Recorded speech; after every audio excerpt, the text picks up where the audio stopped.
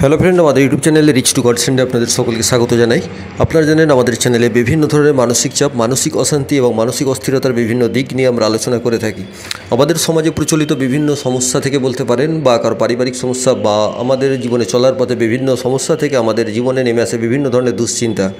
আর এই দুশ্চিন্তা যখন চরম পর্যায়ে গিয়ে পৌঁছায়, তা থেকে মানুষের জীবনহানি বা আত্মহত্যার মতো ঘটনা ঘটে গিয়ে থাকে। আর আমাদের এই চ্যানেলটা হচ্ছে কোনো মোটিভেশনাল চ্যানেল নয়, এটার কাজই হচ্ছে আপনাদের মানসিক চাপ কমানো এবং মানসিক চাপ কমাতে বিভিন্ন কিছু টিপস নিয়ে আলোচনা। যদি টিপসগুলো আপনারা জীবনে চলার পথে একটু মেনে চলতে পারেন, তাহলে দেখবেন কিন্তু অনেকটাই জীবনে চাপমুক্ত হয়ে যায়।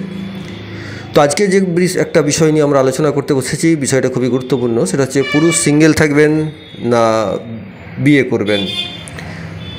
অর্থাৎ অনেকেই প্রশ্ন করেছেন যে পুরুষ সিঙ্গেল থাকলে কি বেশি লাভ, তার উদাহরণ অনেকে দিয়েছেন।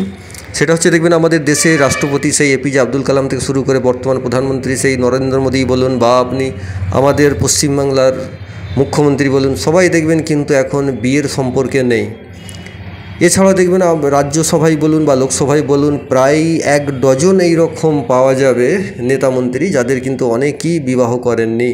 তাহলে এই যে সফল মানুষগুলো যারা আজকে দেশের একদম চরম শিখরে বসে আছেন, তো এই লোকগুলো তো বিয়ে করেনি, তাদের এত সফল কোথায়? অনেকে যে আমরা একটা প্রচলিত কথা বলে থাকি যে সমস্ত সফলতার পিছনে মেয়েদের হাত থাকে, তাহলে এই মানুষগুলোর কথা আপনি কি বলবেন যারা একদম চরম সফলতার পর্যায়ে বসে আছে?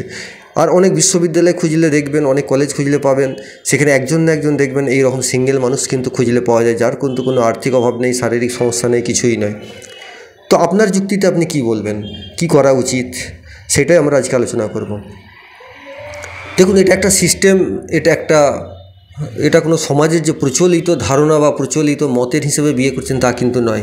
এটা উপরওয়ালা প্রদত্ত একটা সিস্টেম। এই সিস্টেমটা কিন্তু আপনাকে মানতে হবে, এটা কিন্তু আপনি ব্রেক করতে পারবেন না। অর্থাৎ যদি একজন ধরুন পুরুষ বিয়ে না করে, তার মধ্যে অনেক ধরনের বিশৃঙ্খলার সৃষ্টি হতে পারে। প্রথমত যেটা হচ্ছে দেখবেন, এই যে পুরুষ তার যে একটা জীবনসাথী বা যেটা বংশ ধরে রাখা, যদি পুরুষ বিয়ে না করে, তাহলে তো আস্তে আস্তে মানুষের জনসংখ্যা কমতে থেকে পৃথিবী বিলুপ্ত হয়ে যাবে। অর্থাৎ সেই যে উপরওয়ালা প্রদত্ত সিস্টেম, সেই সিস্টেমকে ফলো করে কিন্তু আপনাকে বিয়ে করতেই হবে আপনার বংশধারা বজায় রাখার জন্য। সেখানে দেখবেন বংশধারা মানেই সেখানে জড়িয়ে থাকছে আপনার সম্পত্তির ব্যাপার। আপনার সারা জীবনে অর্জিত সম্পত্তি কি করবেন, কোথায় দেবেন? আপনি যদি অ্যাক্ট্রেসও দেখেন, সেখানেও দেখবেন বেশ কিছু অ্যাক্ট্রেস আছে যারা বিয়ে করেননি। আমাদের সালমান খান থেকে শুরু করে এই ধরনের বহু অ্যাক্ট্রেস আছে, মানে আপনার যারা কোটি তো নয়, কয়েকশো কোটির মালিক, কিন্তু তারা বিয়ে করেননি। তাহলে এই সম্পদ তারা কোথায় দেবেন, কে নেবেন, সেই দেখবেন জনতার মধ্যে যেন আলোচনা মাঝে মধ্যেই হয়ে থাকে। তো আপনাকে সেই কারণে কিন্তু তাহলে বিয়ে করতে হচ্ছে। আর দ্বিতীয়ত হচ্ছে তো আপনার জৈবিক ক্ষমতা, যেটা আপনার শারীরিক চাহিদা, সেটা কিন্তু আপনি এখানে ওখানে দিয়ে যে ভাবছেন আমি কাটিয়ে দেবো, সেটাও কিন্তু সম্ভব নয়। কারণ এখানে দেখবেন অনেক যৌন রোগ থাকে, যেগুলো কিন্তু আপনার জীবনটাকেই কেড়ে নেবে। অতএব যদি সুস্থ যৌনতা নিয়ে বাঁচতে হয়, তাহলে কিন্তু আপনাকে বিয়ে করতে হবে।